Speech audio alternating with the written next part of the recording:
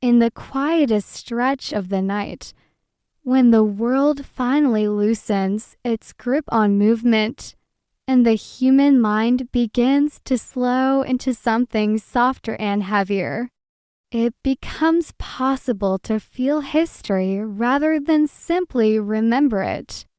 And long before electricity softened darkness and modern systems separated people from hunger and cold, humanity lived by listening closely to the land, trusting the sky, and believing deeply that the seasons would return as they always had: spring after winter, warmth after cold, growth after waiting.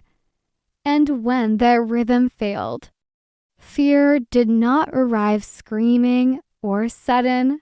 It arrived quietly, spreading slowly through daily life until it became impossible to ignore. And the year was 1816, a year when the world itself seemed uncertain of how to continue. Winter had passed in name, but not in presence, because cold remained trapped in the soil like something unfinished. Frost appeared in mornings that should have been gentle, and farmers stepping into their fields felt the ground stiff beneath their boots when it should have been soft and alive. Seeds were planted anyway because planting was an act of faith passed down through generations. But the earth did not respond. Shoots hesitated or never appeared. And when fragile green finally broke through the surface, it was often destroyed overnight by frost, returning without warning, and the air felt wrong, heavier than memory allowed, as if the sky itself had forgotten the agreement it once held with the land. Across Europe, people spoke of the weather in lowered voices. Snow fell in April without laughter. Ice appeared in May without surprise. Rain followed, endlessly soaking fields until they could absorb nothing more. Clouds pressed low and moving, muting sound and color. And the sun, when it appeared at all, felt distant and weak, filtered through a veil it could not break. Days passed without warmth, and nights stretched longer than they should have, and still people waited, because humanity has always waited for summer. But summer did not come. What no one could see was that far beyond their horizon, far beyond their understanding, the balance of the planet had already shifted, because in April of 1815, on a distant island named Sumbawer, a mountain called Tambora had destroyed itself with a force unmatched in recorded history, tearing its peak apart, hurling ash, gas, and stone higher than storms could reach. Villages vanished. In moments, darkness swallowed the land. The sound of the eruption traveled across oceans.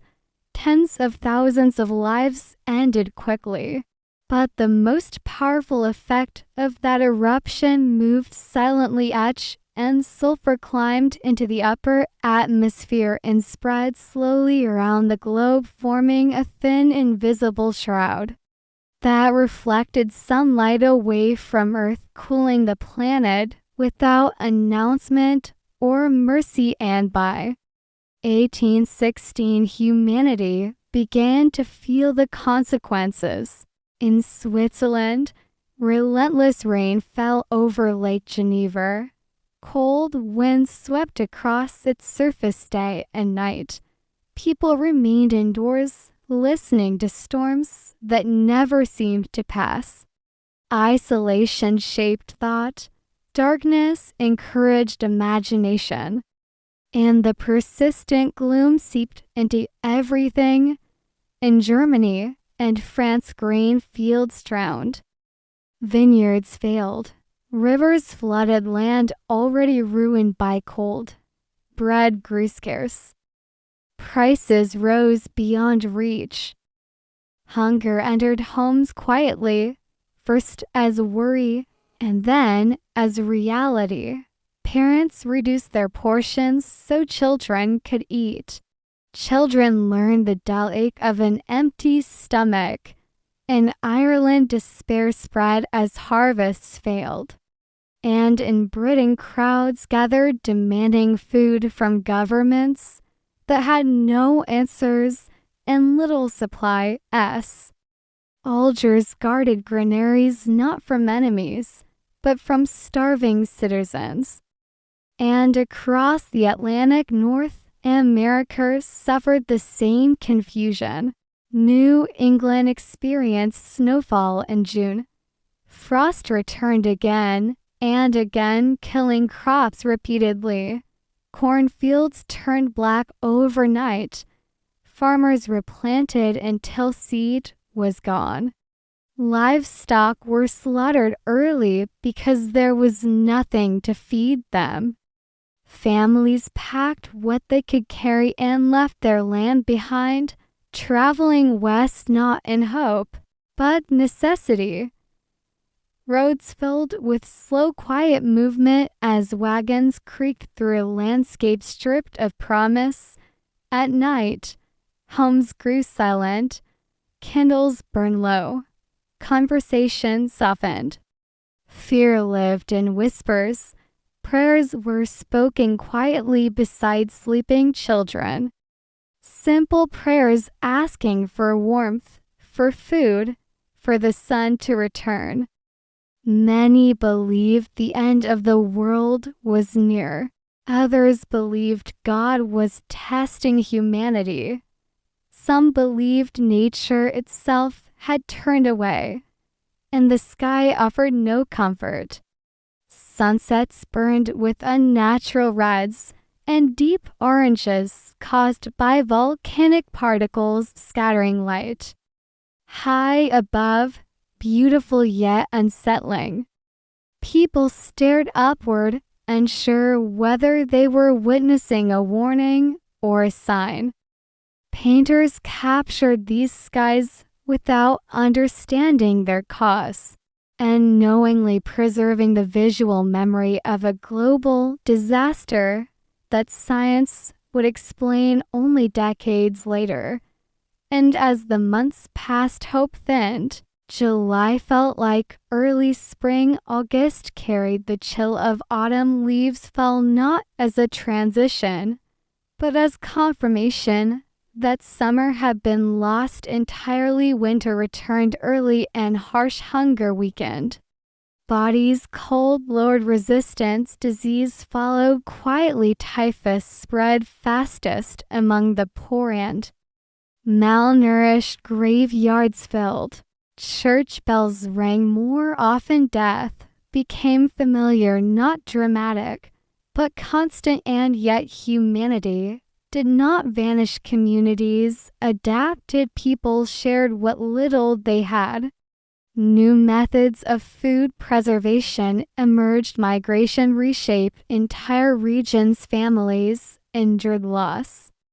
Together, resilience grew slowly out of necessity rather than choice.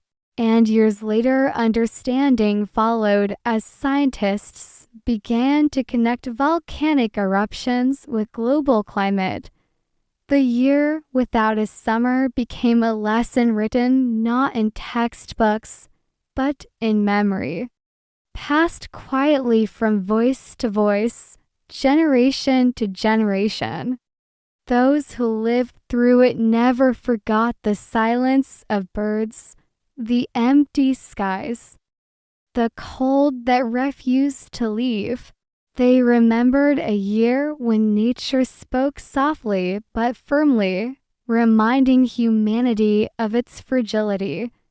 And tonight, as you rest in a world of steady light and controlled warmth, This memory drifts gently through time, a reminder that the world has fallen silent before. The sun has hidden, crops have failed, and still humanity continued, breathing slowly, waiting patiently, surviving quietly, until warmth finally returned and history itself softened back into sleep.